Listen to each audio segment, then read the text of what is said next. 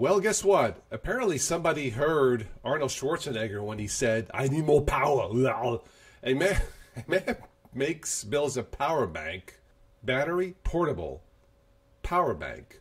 YouTuber Handy Jeng, that's Geng.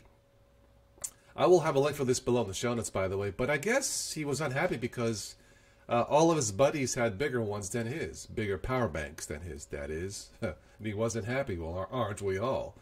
But yeah, I guess this thing he built, and he puts this on his YouTube channel. This is a 27 million milliamp. Am I reading that right? I guess so.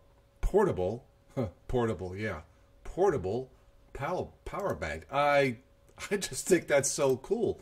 I guess that's one way to charge your, stuff and, work on your biceps. But check this out. This is power. You have to admit, I know you guys will make fun of me when I make fun of Arnold and need more power. Well, guess what? Somebody actually listened, and he agreed that we need more power. Check it out. The world's largest portable power bank. Oh, man.